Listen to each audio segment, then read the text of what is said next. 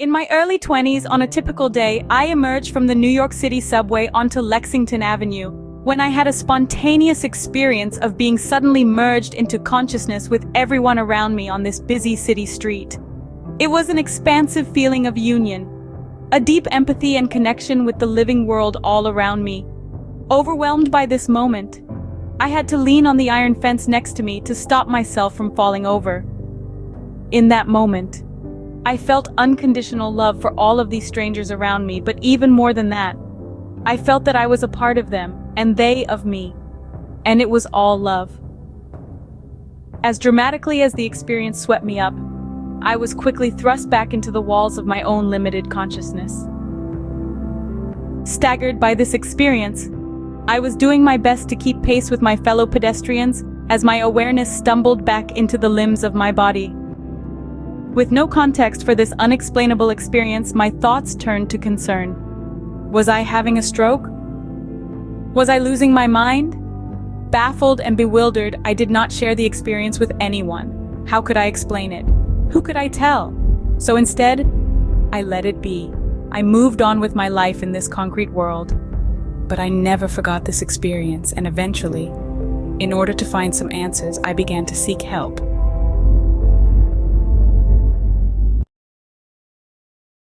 It was at the top of the subway stairs that Elizabeth experienced something extraordinary. A spontaneous surge of unity with everyone around her. A connection so deep it was, as if the boundaries of her own self had dissolved into the sea of humanity that surrounded her. This sensation, however, was as fleeting as it was intense, leaving her standing bewildered amidst the morning rush, questioning the very fabric of her sanity. It was a flash of light that marked her spiritual awakening. Time seemed to slow down, and in the faces of the crowd she saw a glowing thread of connection, binding them all together in an intricate web. She was early for her appointment with this man everyone called GG, a spiritual mentor with a wisdom that belied his years. After welcoming her to his office, he told Elizabeth, "What you experienced is a moment of awakening to the interconnectedness of all things. You're not losing your mind. You are merely waking up at your higher mind." A higher mind that the ancients have told us about for thousands of years.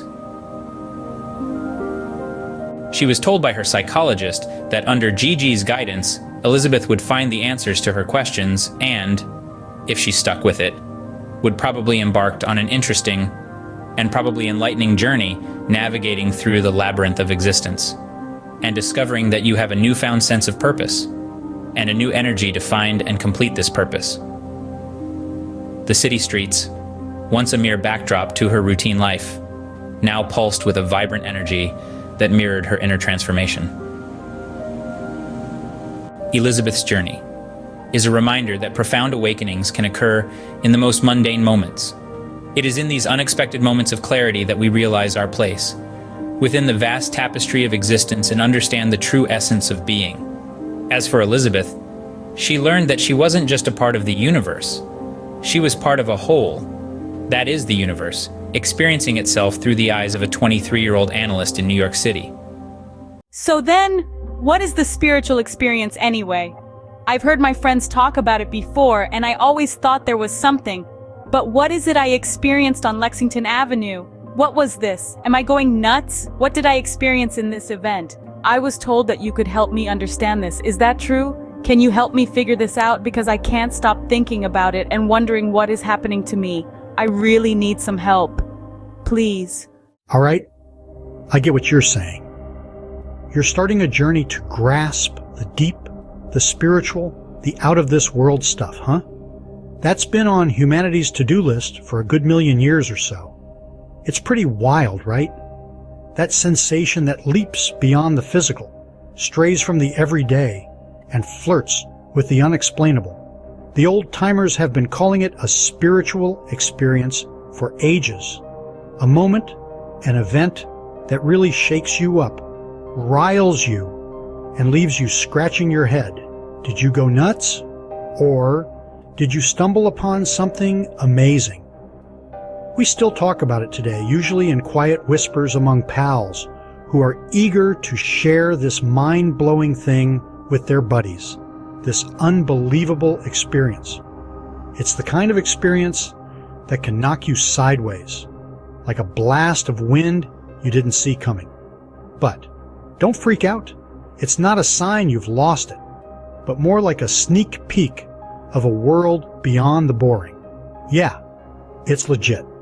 We can crack this riddle, this spiritual experience, and turn it from a head-scratcher into something we can understand. But it's not going to happen overnight. Your incident was kind of unique with its suddenness and weirdness. For most folks, it's more of a slow-burning realization about life, about the world, and even the universe, usually coming with a gradually developing understanding of how things are. So that's why you're here, right? So, let's dive into this journey to get a grip on this deep, spiritual, and out-of-this-world stuff right now. Please take a seat. So then, what is the spiritual experience? What is it I experienced in this event? And so, Elizabeth, the spiritual experience you speak of is a deep, personal encounter with this divine fragment within us. It is a dance, a harmony of our conscious, subconscious, and superconscious selves, a symphony orchestrated by the universe. It is a journey of self-discovery and self-transcendence, where we transcend the limitations of our physical bodies and touch the essence of our existence. In this dance, science, philosophy, and spiritual beliefs are our partners, all three guiding us, shaping us, and enlightening us. These are the tools we use to understand and explore the vast universe within us, as well as the cosmos we see, and the cosmos which is invisible to us, as we are only three-dimensional beings living in a seven-dimensional universe of universes. These tools of science, philosophy, and religious belief systems help us unravel the mysteries of our existence and lead us to the realization of our true selves. So you can see the spiritual experience is not something external to us.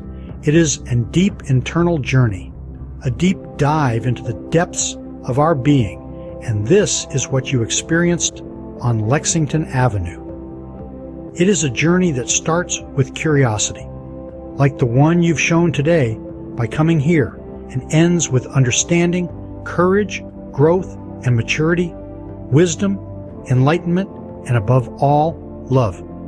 It is a journey that reveals to us the unity and harmony of the universe and our role and purpose within it. What we are each called to be and to do while we are here on this planet having this animal origin human experience. It is a journey that allows us to experience the divine, this higher self within our own mind system, sometimes called the spirit within us. This is to touch the essence of our existence and to realize our true selves. It is the ultimate journey of self-discovery and self-transcendence, where we transcend the limitations of our physical bodies and are touched by the spirit within, the essence of our existence, which is the experience you had. So, Elizabeth, I hope this helps you understand what you experienced. Remember, the journey is an education and just as important as the destination. You will understand this better after you have more interaction with this spirit within you. So, keep exploring, keep questioning, and keep dancing with the universe. The answers will reveal themselves as you are ready. And how might we access our superconscious mind? What is it exactly? That, Elizabeth, is a very good question. Well, the whole superconscious mind and all the elements around it is a bit tricky to explain, so let's save those for later. I think the best way to introduce this part of the consciousness system is to use some everyday analogies to help us make sense of it.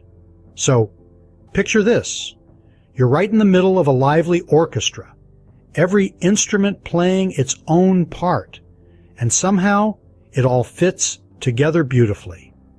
So let's let this be a metaphor for your mind. In this amazing orchestra, the conscious mind is like the conductor, synchronizing it all and making sure everything goes smoothly. This is the part of your mind that you're probably most familiar with.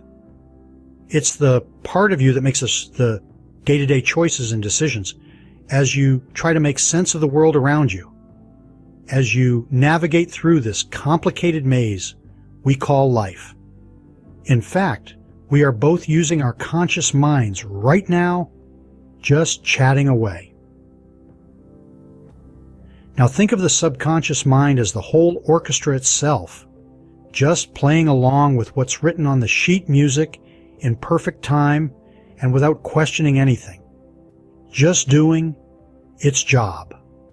It's the part of your mind that keeps track of memories, experiences, and all those little processes that keep everything inside of you running without you even realizing it. But don't forget about the third player, a somewhat unsung hero. The composer, the one who inspires the music and brings it to life.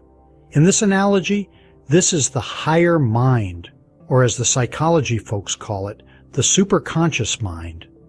This is the part of your mind that is like a wellspring of inspiration, creativity, and intuition. It's the part that connects you to the wider universe, to the cosmic symphony that is life itself. Okay, let's use another analogy. So now, try to imagine this. Think of your mind energy system like a river. The conscious mind is like the top layer of the river, the surface, flowing over rocks and obstacles, following right along the riverbed. As it moves along, it picks up stuff like sticks and debris. You can see all these, along with the ripples and waves of light. It's the most obvious part of the river, doing its thing, meandering along the riverbed. Now let's dive a bit deeper. Beneath the surface, we've got the subconscious mind. It's the undercurrents, the hidden force, pushing the water along. And it's also taking all those sticks and debris on a little journey, dropping them off further down the river, or depositing them in the riverbed. But here's the main star of both the river and this mind energy system, the superconscious mind. This is where it all starts, right at the hidden underground spring that feeds the river. So now, let's dive in deeper by using these two analogies to understand our mind energy system better. First, picture this system within you as a symphony of the mind, where the conscious, subconscious, and superconscious mind have their roles in bring peace and harmony into your life. Just like when humans work together in harmony, they become something more powerful than just the sum of their parts. The second analogy we used was about the river as a metaphor for the layers of the mind. When we talk about the river as our river of consciousness flowing along the riverbed, we can see that the riverbed represents the everyday events and circumstances of life that lead us around in this pinball game of our existence. However, the riverbed is not the river. With the river analogy, we can think of the conscious mind as the river's surface, the subconscious mind as the undercurrent just below the surface, and the superconscious mind as the river's source. If we can understand and learn how to coordinate these three parts of our mind, we can learn to lead a richer, happier, and a more fulfilling life. Picture it like trying to play along with the cosmic symphony, which can help us navigate through life gracefully and purposefully, in tune with the other players, and which will lead us into the life that is absolutely the best life for you. A successful life filled with love, grace, joy, family, and friends, as well as a decision-making system that makes life so much easier. As I mentioned earlier, when things work together in harmony, they become something greater than just the sum of their parts. So, think about this and begin to tune into your superconscious mind. This is what the ancient teachers called the still small voice within you, and it comes to us through intuition and will give us guidance through this labyrinth of life on such a planet. Like our ancestors, you'll see that this is the path to a happier and more fulfilling life, filled with grace and purpose, direction, and your destiny. Wow, that is the most beautiful explanation I have ever heard. I love this. Please go on. If your time is good, mine is, and I'm good to stay for a bit more. Have you ever stopped to wonder, what is the true nature of reality? It's a question that has puzzled thinkers since the dawn of time, and it's the one we'll be delving into today. Imagine standing on the edge of a vast ocean, gazing at the horizon where the sky meets the sea. That line is not a physical boundary, but an illusion created by perspective. The nature of reality is not as clear-cut as it might first appear. This journey we embark on, this exploration of the spiritual realm, is much like the growth of a tree. You cannot rush it. You cannot force a seed to sprout or a bud to bloom. All you can do is provide the right conditions: water, sunlight, and nutrients. Likewise, spiritual growth occurs naturally in its own time. What we can do is create the right conditions for it to thrive. How then do we know when we've touched the spiritual realm? It's a bit like understanding a joke. Some people get it instantly, while others might need it explained. And for some, no explanation will ever make it click. That's because the spiritual experience is beyond words. It's a deep personal revelation that you're a part of something much greater, a part of the whole. This realization unfolds on 3 levels: the mind, the soul, and the spirit. Each level brings us closer to the divine mind, the ultimate source of all wisdom and knowledge. The journey to this connection is a profound awakening, one that transcends words and measures. Creating the conditions for this awakening involves opening your heart and mind, quieting the noise of the world to hear the divine's whisper. This whisper, often referred to as the still small voice within, can be accessed through prayer, meditation, or contemplation. The key is to seek connection and to let acts of love and service be your song to the universe. As we move along this path, it's crucial to observe and reflect on our experiences. This practice helps us recognize and overcome our preconceived opinions, settled ideas, and long-standing prejudices. On this journey towards understanding the true nature of reality, we'll explore what I call the 6 levels of meaning. These levels represent stages in our spiritual growth and expanding consciousness. So, as we stand on the shore of the vast ocean of existence, remember this: reality is not a fixed boundary, but a shifting horizon, and our understanding of it deepens as we grow spiritually. Remember, as moves the part, so moves the whole. As the progress of the whole, so the progress of the part. The key takeaways from today are: spiritual growth is a natural process. It involves a deep, personal revelation. It unfolds on 3 levels: the mind, the soul, and the spirit. And it requires us to open our hearts and minds to the divine's whisper. Stay tuned for the next episode in our Cosmic Briefing series, Worldview.